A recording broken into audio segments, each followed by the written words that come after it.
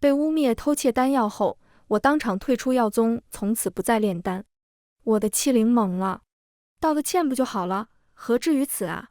北轩不是小气的人，可我知道，上一世就是他偷偷调换了我和师妹药炉里的丹药。师妹傻眼了。是啊，师姐，如果你是想以退为进，要九品炼丹师的名头的话，我让给你就好了。我却冷笑不止，满品九转还魂丹本就是我炼的，天地异象是我引来的，何须他让？倒是他们两人，我倒要看看，没了我，1个月后帝君伤仲求还魂丹续命，他北轩该如何收场？大家好，欢迎收看皮皮听书。以前就有传闻桑枝师姐这么些年炼的丹药都是北轩师姐的，看来确实属实。可不就是吗？海药宗天赋第1人，结果炼丹师考核比赛时，只是个普普通通的玄黄丹，看成色，药性能达到3成都不错了。这些年真是苦了北轩师姐了。身边传来连绵不断的窃窃私语，我先是一愣，看着周围熟悉的场景，没忍住狠狠掐了自己一把。好疼！我重生了，居然重生到了炼丹师考核的那一天。前世，我药炉里的气灵与我的师妹暗通款曲，在我炼丹完毕开炉之前，将我与师妹的丹药置换了。我开炉的时候，只有3颗平平无奇的玄黄丹，可北轩开炉时，天际间出现了龙凤翱翔，龙吟凤鸣交织成曲，锐气东来。此等天地异象震惊了整个修仙界，竟是一颗9转回魂丹。他把神丹献给了病重的药宗宗主，也因此成了绝世无双的9品炼丹师。我感受到那丹药里有我精血的气息，顿时气血攻心。本想上前揭穿他的面目，却被幻化出身形的气灵木凡拦住了。你现在上去，没有人会相信你的，药宗的长老们也不会允许你毁了一个药宗门面上的天才。桑枝，你还有机会，我知道你的天赋，我会陪着你的。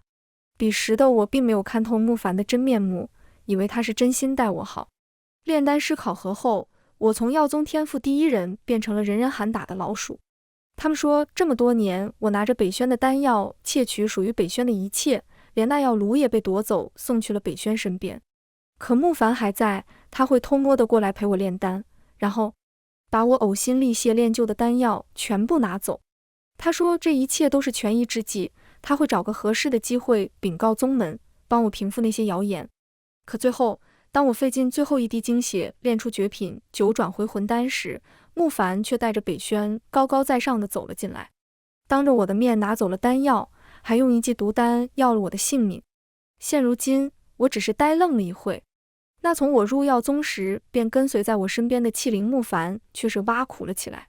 算了，桑枝，这才是你的真实水准。以前上交给宗门的都是从北轩那个炉子里趁人家不注意偷偷拿过来的吧？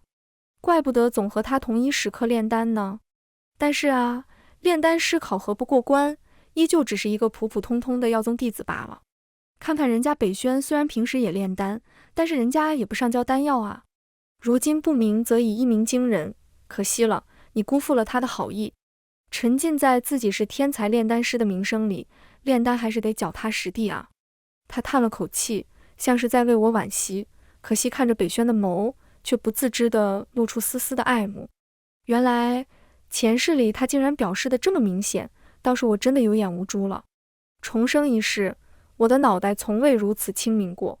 我大步向前，走到了炼丹师比赛的最中间，北轩和木凡却不约而同地来到了我的身侧，神色紧张。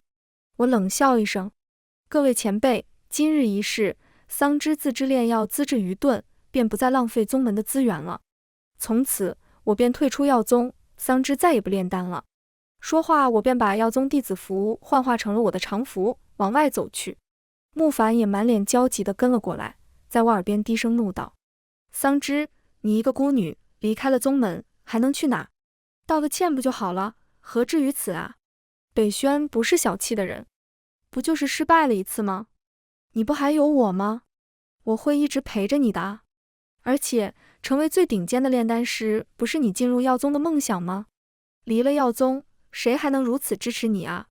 北轩也紧跟其后，飞到了我另外一侧，眼角垂泪。桑枝，虽然你这些年上交宗门的丹药都是直接从我药炉里拿的，但是我愿意原谅你，我们师门情谊还在。听慕凡的吧，炼丹师考核虽然5年一次，但是你还有机会不是吗？慕凡和北轩两人演得真情实意，我都快忍不住为他们鼓掌了。突然，北轩猛地一吐，鲜血瞬间将他纯白的衣摆染红了，他血中带泪地望着我。我可以把这次的榜首让给你，也可以去求宗门长老让你成为挂名的9品炼丹师。我甚至可以当一切都没发生过，跟你刚才说的那样，再也不炼丹了。只要你留下来。顿时，身旁的师兄弟们赶忙冲到了北轩身边扶住他。北轩师姐，你这是干什么？为什么要为一个这么多年来窃取你心血的人付出真心啊？他走了就走了呗，自作孽不可活，你何必为了他不再炼丹啊？你可是我们药宗的希望啊！呵，我没忍住冷笑出来。那可不嘛，他连炼丹师考核的丹药都是我炼出来的，我不在，他哪里炼得出这等丹药啊？可不就从此以后再也不能炼丹了吗？慕凡满眼心疼地看着北轩，随后怒气腾腾地来到我的面前。你真要做得如此决绝，你就不怕我不跟你走？我瞥了他一眼，我也没想着带你走啊。看你如此在乎他，你就留在药宗，好好跟着北轩吧。慕凡顿时面如土色，着急地解释道。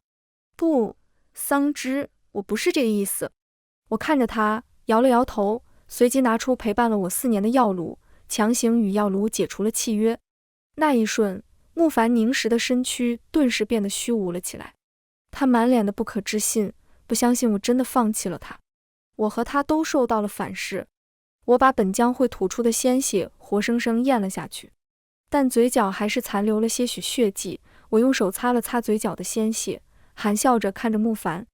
再见了，背弃者。我回到了我的洞府，彼时陪伴我已久的药童迎了上来，满脸欣喜。师姐，这么快就结束了？你肯定是第1名吧？不参加之后的宗门宴会了吗？我苦笑着看了看身边的童子，第1名，倒数第1名。药童惊讶，怎么会？你和慕凡哥哥这么多年来炼药默契非凡。你别逗我了。对了，慕凡哥哥呢？是啊，慕凡作为我绑定药炉的器灵，这么多年来我们炼药上默契不已，品性还相投，所以我从未怀疑过他。认真想想，是什么时候开始的呢？我走到放置丹药的药柜前，静静看着眼前这一排排的丹药，都是这些年来我与慕凡从陌生到默契的青涩回忆。每一瓶里面都装着一颗我特地留下来方便以后回忆的丹药。我可以原谅别人说我炼的丹药是从北轩手里偷过来的，但是这个人不可以是慕凡，他是属于我的器灵。他明明知道这些年我是怎么一步一步走到今天的。我是一个比较轴的人，只要认准了炼某个丹药，就会炼到100%成色才停，所以我经常在炼丹房里一待就是几个月。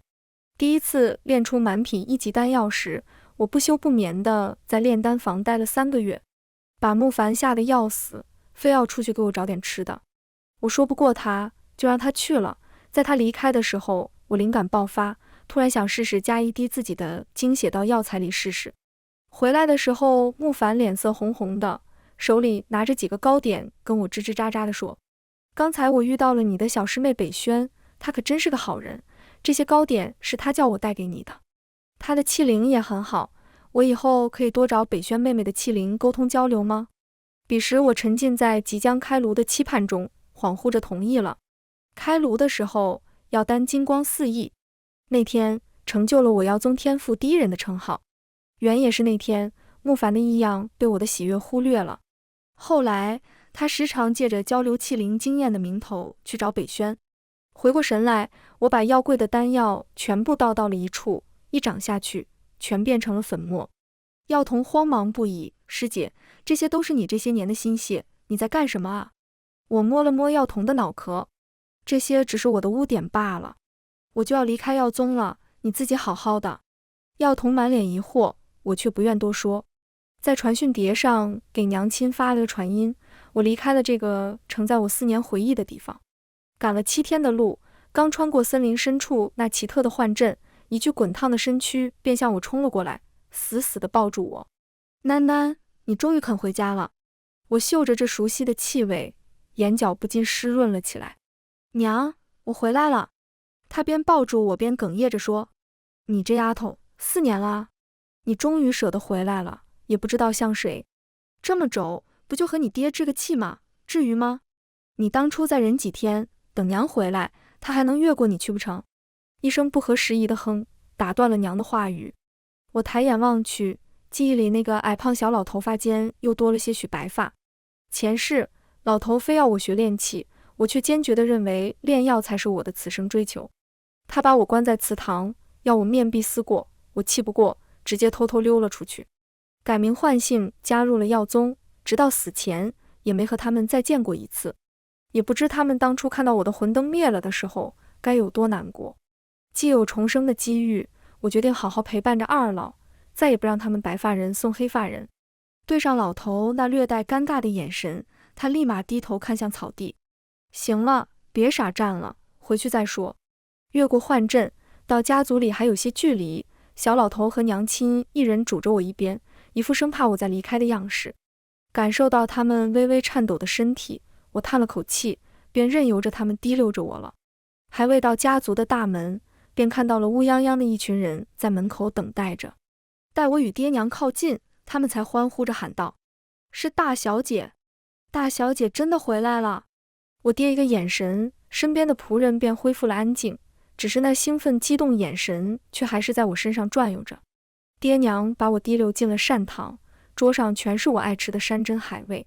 他们说怕我日夜兼程，路上委屈了自己，没忍住，我眼里蓄满了泪水。饭桌上，我跟他们说起了在药宗的遭遇。当得知我的气灵竟然背叛我与他人勾结污蔑我时，小老头气得胡子都吹了起来。岂有此理，岂有此理，我们陈家只是隐世了，不是死了。真当我们陈家没人了吗？爹，我没告诉他们我是陈家的人，我在药宗叫桑枝。陈桑枝，姓陈就让你这么拿不出手吗？你把家族的信物拿出来，小小药宗还敢翻了天不成？我小声囔囔道，那不是出去的时候和您置气吗？娘亲在一旁拿着手帕抹泪，都怪娘那年回来晚了，让你受了这么大的委屈。小老头神色尴尬，随即在乾坤袋拿出了一个流光溢彩的药炉，塞到了我怀里，支支吾吾地开口：“你离开那年，我为你寻的，里面的气灵是我陈家供奉已久的地火，绝不会背弃你。不学炼气就不学炼气吧，炼丹也是一样的，只要丹丹开心就好。”这一瞬间，我这些年所有的委屈化为眼泪流了出来，没忍住，呜呜的就上前抱紧了爹娘。他们有些手足无措，只能像小时候一样拍着我的背哄着我。待我情绪稳定下来后，小老头又变成了满脸严肃的模样。我一会儿就传信给陈家的其他分族，你放心，这口气爹爹为你寻回来。我急忙阻止，爹，别急，自己的仇我总得第一个下手报吧。你们再等等，他们得意不了多久，很快他们便会笑不出来了。将爹送的药炉绑定契约后，我眼前缓缓出现了一个凝实的身影。他一身红袍，长发如墨般披散在肩头，俊美无双。见到我的第一眼，他眸中带笑：“大小姐，我是玄晶，成为你的气灵荣幸之至。”有过慕凡背叛的前因，我对这些长得好看、说话又好听的气灵着实放心不下，哪怕是我爹亲手给的。似是感受到我的怀疑，玄晶上前轻声说道：“我知道大小姐的顾虑，但是我与普通的气灵不同。如若你单方面解除与我的契约，你会毫发无损，而我则会神魂俱灭。您完全掌握着我的命脉，所以请放心的使用我吧。”这小子还挺能说。我抬头望去，他低头浅笑：“你若有用，我自会好好待你。”不再言语，我开始研究新的丹方。玄晶也在一旁看了一遍后，便帮我把药材都挑拣了出来。我诧异望着他，他神色有些得意，看来我还是有用的。在炼丹房待了7日，在玄晶的协助下，我炼出了整整7炉子的满品9级纳元丹。看着还在收尾的玄晶，我拍了拍他的肩：“你合格了，以后我罩着你。以后若与我出门，便先变回原形，待在我的兜里吧。”玄晶眼神顿时如星辰般神采奕奕，多谢大小姐垂爱。出了炼丹房，才发现我的传讯碟上的传音有着不少消息。桑枝，闹够了就回耀宗，就算你与我解除了绑定，我们的情谊还在啊。桑枝师姐，你一个人出了宗门，我真的好担心，你回来好不好？我把木矾还给你。桑枝，你到底躲到哪里去了？把传讯碟丢弃在森林的地底下了？没死就赶快出来，我真的生气了。桑枝师姐，我与木矾已经苦苦寻了你半旬了，你到底在哪？你修为这么低下，不会是被歹人劫持了吧？森林地底下，难道他们来了？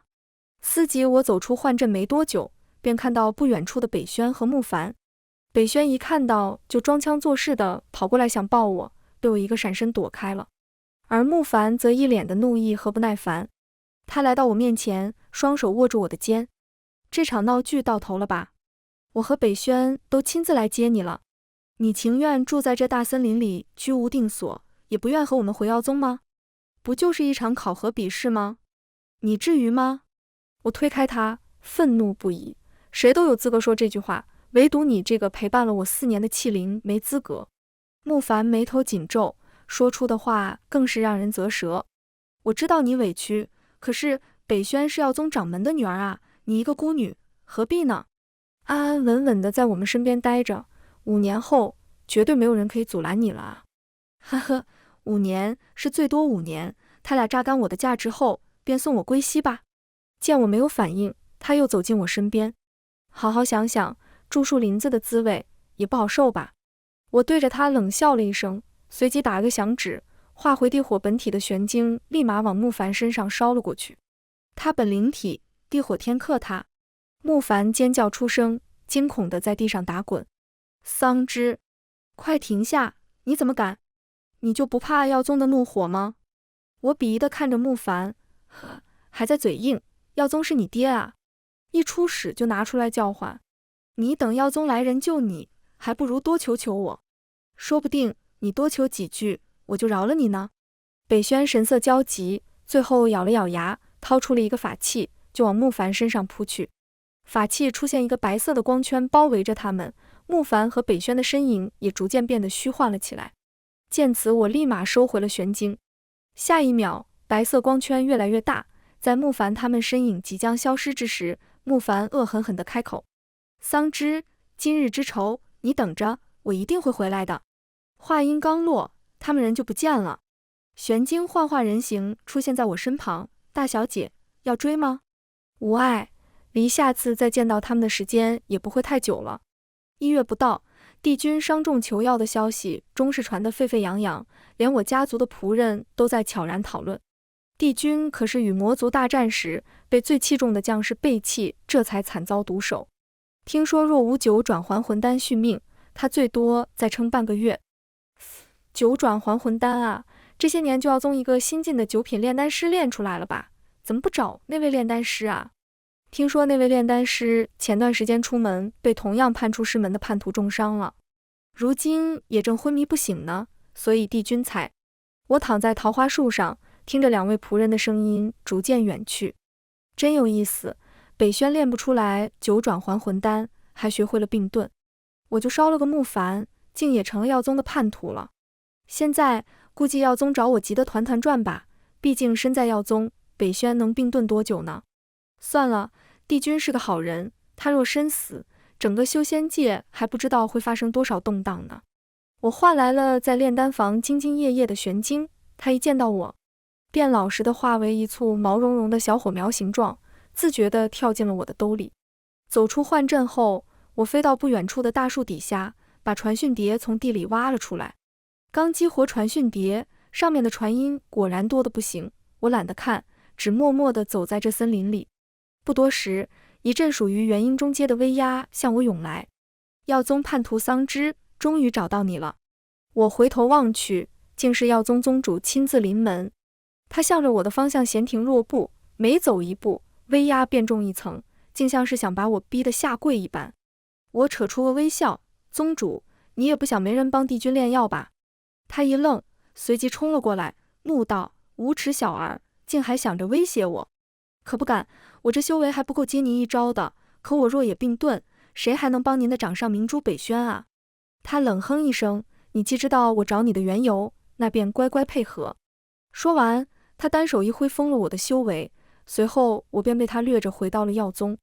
回到药宗宗主的洞府，慕凡与北轩正来回踱步着。见我被药宗宗主擒来，慕凡我便恶狠狠地冲过来，但是却被一旁的北轩拦住了。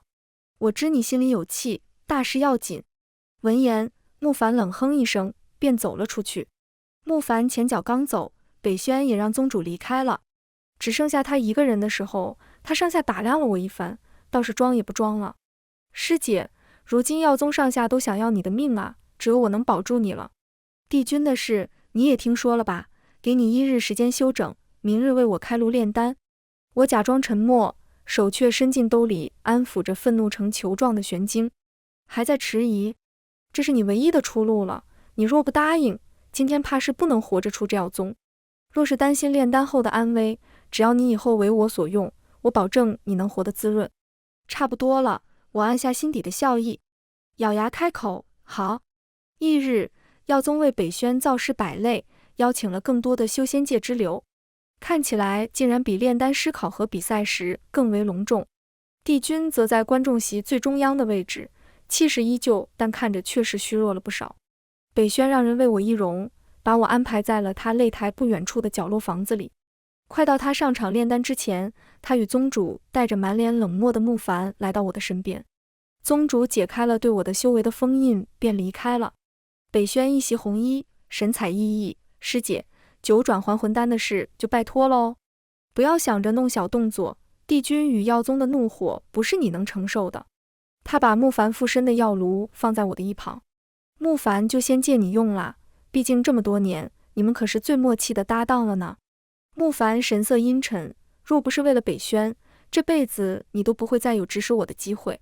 我松了松身子，摇头嘲讽一笑，随即在乾坤袋中拿出了我自己的药炉。不用了，我已经有了更契合的药炉，到时候炼完丹，你就和以前一样叫慕凡拿走就是了。北轩看着我手里慢慢变成正常形状，散发着流光溢彩的药炉，眼里的惊艳和妒意一闪而过，一只手便向着我的药炉伸了过来。我直接上前拦住了他，这药炉可跟慕凡不同，若与我解绑，他会直接毁掉的哦。没有他，我也不练了。北轩冷哼一声，空有其表的烂炉子，说的好像我要抢一样。说着便扭着身子走了出去。慕凡本来神色莫名地盯着我的药炉，见北轩离开，也急忙追了出去。他们离开后，我便用传讯碟向阿娘告知了我的谋划。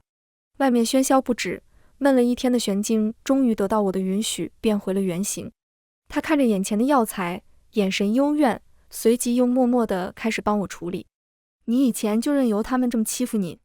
我拿着他刚处理好的药材边应道，哎，以前是以前，现在啊是扮猪吃老虎，等着看吧，好戏即将开场了。4个时辰转瞬即逝，慕凡跟做贼似的溜了进来。看到在药炉旁的慕凡，他眉头紧皱，黑着脸便开始双手结印。我看着他这行云流水的动作，开口嘲讽，背弃者，你以前就是这样偷走我的丹药的。你有什么资格跟我说这些？说好的不再炼丹，却又再找了个丹炉，区区性命就能让你背弃自己的誓言，你也好不到哪里去。我没忍住笑出声，你这是又背弃了北轩？要不我如你所愿，现在就毁了这炉丹药。见我起手要打响指的样子，慕凡神色惊变，手里的结印速度更快了。胆小鬼！慕凡结印完毕便没再逗留，带着个黑脸走了。这次我明确感受到了药炉里的丹药消失。想到即将发生的一幕，我拉着玄晶走出了房子，找了一个观看擂台位置绝佳的地方坐等好戏开演。玄晶脸色微红，默默地坐在我的身旁。擂台上的北轩看到慕凡的归来，满脸笑意地走向炉子开始开炉。刚掀开一角，炉子里满溢的灵气居然肉眼可见地散了出来。可以看出，这次的成品肯定比炼丹师考核大赛更好。北轩脸上的得意与期待更甚，他一把掀开炉子，竟然出现了凤鸣之声，随即是浩大的天气异象。肉眼可见之处，天空变得粉粉的，一个快变化虚为实的凤凰高昂不已在丹药的上空飞旋着，身后跟随着的白鸟也在跟随在凤凰的发出乐鸣。丹药出世，恍惚间有人惊呼道，说着太好了，这竟然是超九品的九转还魂丹，帝君有救了。在场的所有人神色不已，但是脸上都有着浓浓的惊艳之意，尤其是帝君，脸上的喜色更是肉眼可见。北轩看着这一幕，居然情不自禁地握住了慕凡的手，神情是藏也藏不住的激动。百鸟朝凤还在继续，天空中竟慢慢地出现了一排金色的字。陈桑之以丹正道，神医道后继有人。陈桑之是谁？天道，这意思是这丹药竟然不是北轩炼的。陈桑之不知道，有位名为桑之的我倒是认识，就是那位传闻中叛逃药宗的弟子。你们说他啊，我知道，以前他可是药宗天赋第一人呢，只是炼丹师考核的时候好像出了差错，只炼了个普通的3品丹药。那会儿大家都说是他的盛名都是投靠北轩的丹药上交宗门偷来的。一阵阵哗然声此起彼伏，大家不约而同地望向北轩。北轩顿时脸色惨白，转头便盯着之前我所在的小屋。他被气的声音都变得尖锐，陈桑之，你怎么敢？金色的字纸持续了短短30秒，便与百鸟们一起散位了肉眼可见的灵力，直直向我冲了过来，窜进了我的身体了。不过一瞬，我便吸收了来自天道的馈赠，到达了合道境界，只比帝君低了2个境界。满场的目光随着灵气的方向聚集到了我的身上，我也不再躲避，一个孽云便来到了北轩面前。北轩身体止不住的发抖，连嘴唇颜色都变白了，看得出来对他打击很大。药宗宗主怒气冲冲地来到我面前，大声喝道：叛徒桑之，虽然不知道你是怎么做到的，你竟敢诱偷北轩的机缘。他双手结印，周围狂虐的灵气慢慢聚集在他的身前。这次作为药宗的宗主，我绝不再姑息你，今天就让我清理门户，我看谁敢动我陈家血脉。2个霸气的身影突然出现，挡在了我的身前。不过一个抬手间，药宗宗主聚集的灵气便消散了。我看着眼前这略带佝偻却气质硬朗挺直的身影，心里暖意流淌。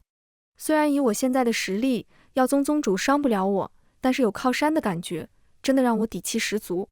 药宗宗主见着自己辛苦积攒的招式被化解了，眉头皱成一团，却依强硬。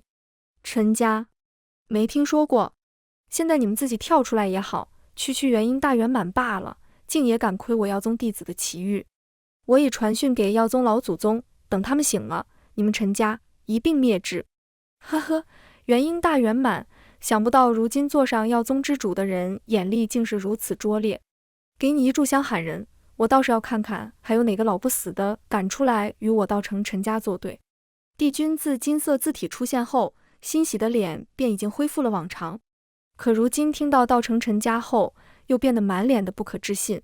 他抬脚来到我爹娘跟前，仔细打量着，随后看到我爹衣袖上挂着的玉佩后，他惊呼，竟真的是那个道成陈家。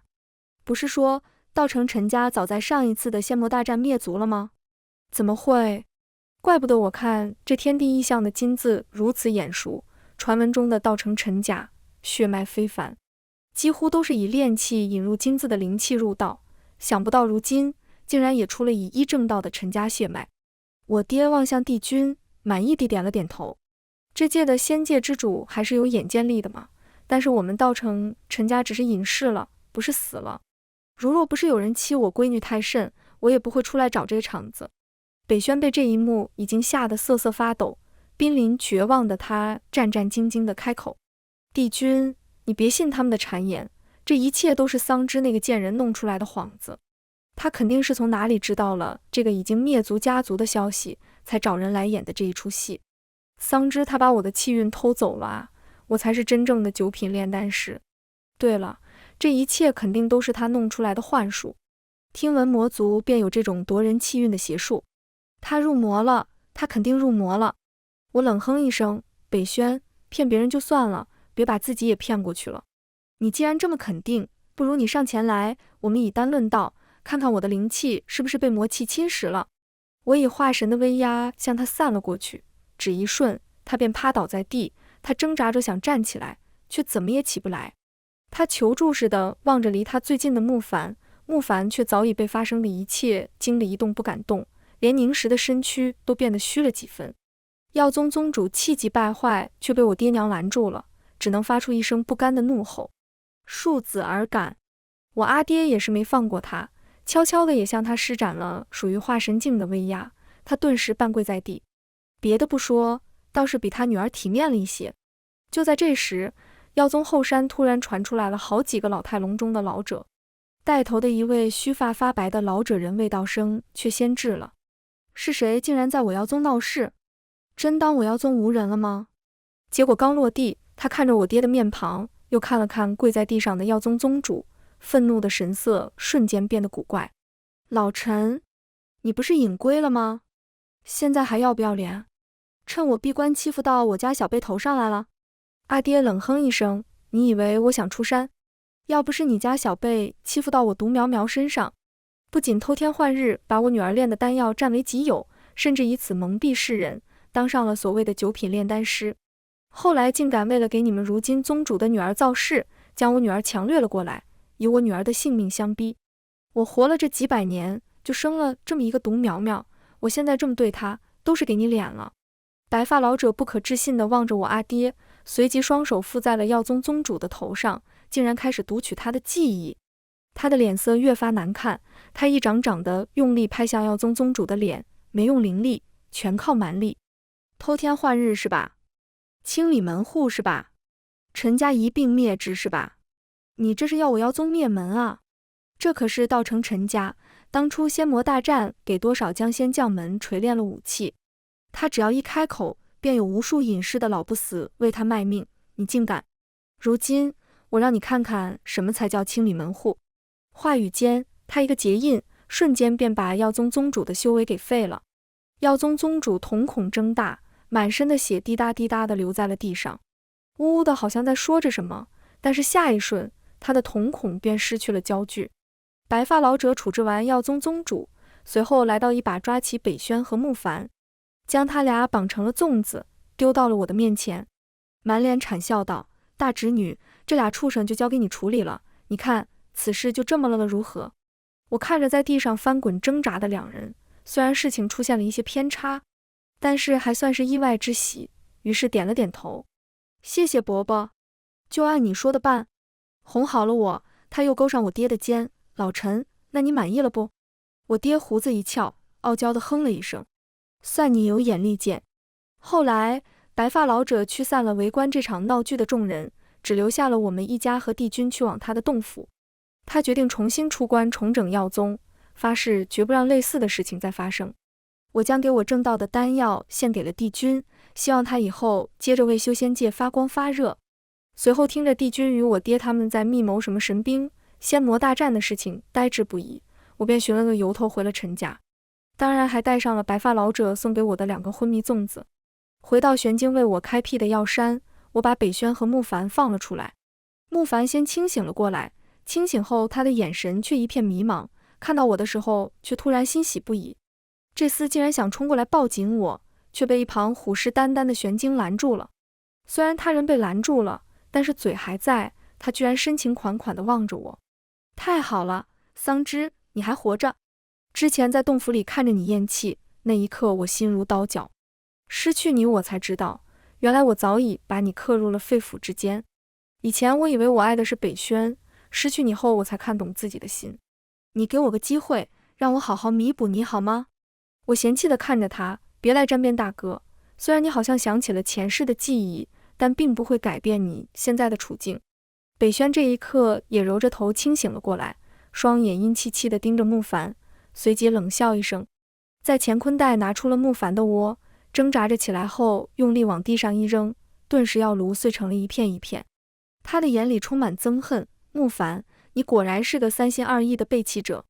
我倒要看看，药炉碎成这样契约后，我再与你解除契约后，你还能不能活？”说完，北轩口中涌出了大量的鲜血，木凡则捂着自己的胸口在地上打滚，身形看起来都快与空气合为一体了。我看着眼前的这反目成仇的一幕，本来还想好好折磨他们，现在却什么兴致都没有了，太脏了。我望向玄晶，无趣，这两都给我烧了吧，灰飞烟灭，不能投胎的那种。玄晶略带迟疑，这就够了。我点了点头。慕凡好像还在怒吼着什么，却因为太虚了，声音如蚊般，听都听不到。北轩看样子还想求饶，我急忙把他俩的粽叶塞进了他的嘴里。最后到我耳边的就只剩呜呜呜的闷响。不过片刻，慕凡与北轩便化为了灰烬，从此世上再无他们两人的身影。他们散出的灵力也被我陈家阵法给禁锢在了我的药山，成了我药山上上好的肥料。尘埃落尽后，玄晶来到我的身后，不用回头，我都能感受到他在用炽热眼神盯着我。见我不说话，他默默变成了小火苗模样，在我的身边上下跳跃着。大小姐，接下来你带我去哪玩啊？我摸了摸可爱小火苗幻化出的小绒毛。下一站呀，就带你去仙魔大战转转吧。全文完，皮皮听书，感谢您的观看，我们下个故事再见。